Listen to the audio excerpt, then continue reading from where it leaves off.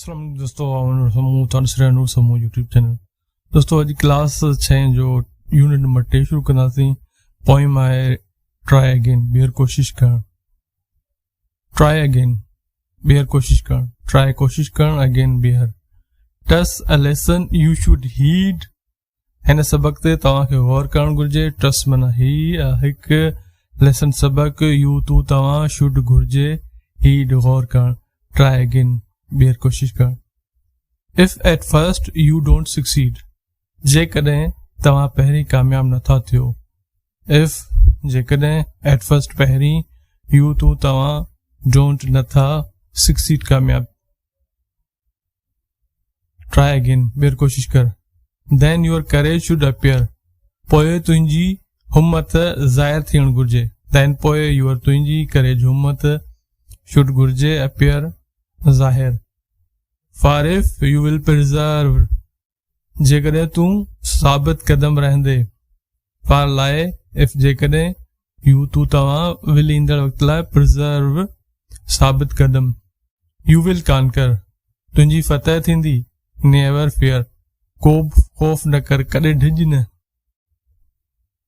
U तू तव्हां, विल ईंदड़ वक़्त लाइ, कॉन्कर फतह, नेवर कॾहिं न, फियर खौफ।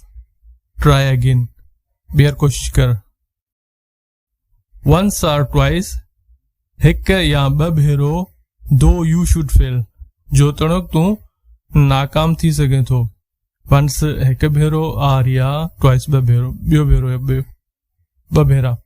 दो जेतोणीकि, यू तू तव्हां, शुड घुर्जे, फेल नाकाम।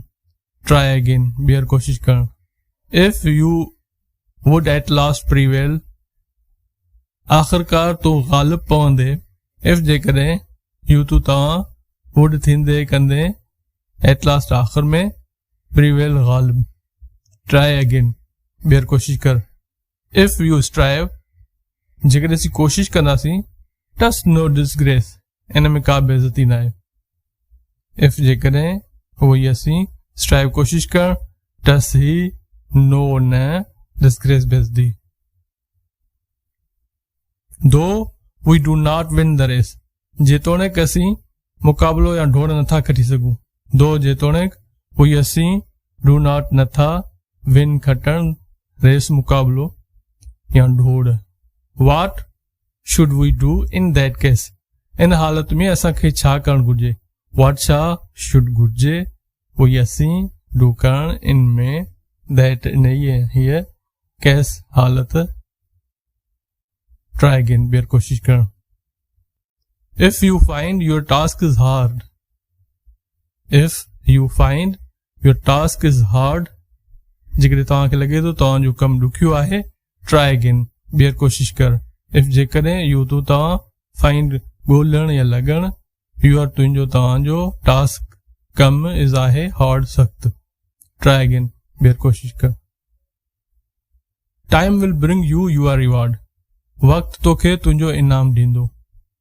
टाइम वक़्तु, विल ईंदड़ वक़्त लाइ, ब्रिंग आणींदो ऐं ॾींदो।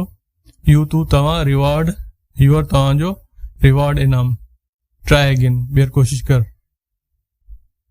All that other folks can do, ॿिया माण्हू जेको करे सघनि पिया, ॿिया सभु माण्हू जेको करे सघनि पिया, या लोक करे सघे पियो। ऑल सभु, दैट वे, अदर ॿिया, फॉक्स माण्हू या लोक, कैन डू, कैन सघण, डू करण। वाई विथ पेशेंस में नॉट यू, छो सब्र सां तूं नथो करे सघीं। वाई छो, छा लाइ। विथ सां, पेशेंस सब्र में, इजाज़त वग़ैरह ला, नॉट न, यू तू तव्हां।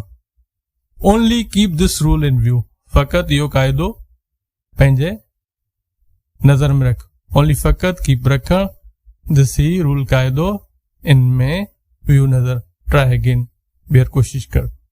ही नज़म हुई पहिरियों बारो W.E. हिक्सन जी, जेके असां ट्रांसलेशन मेथड सां पढ़ियो। इंशाअल्लाह ताला नेक्स्ट टाइम तव्हांखे यूनिट नंबर 4 ॾींदासीं। तव्हां किथे जा बि आहियो, सिंध जे कंहिं कुंड मां आहियो, पाकिस्तान या कंहिं हंधि आहियो, तव्हां कमेंट्स में पंहिंजी ॻोठ बस्ती वारनि जो नालो ज़रूरु मेंशन करियो, त जीअं मूंखे ख़बर पए त मुंहिंजी वीडियो जी रीच केसि ताईं आहे। महिरबानी।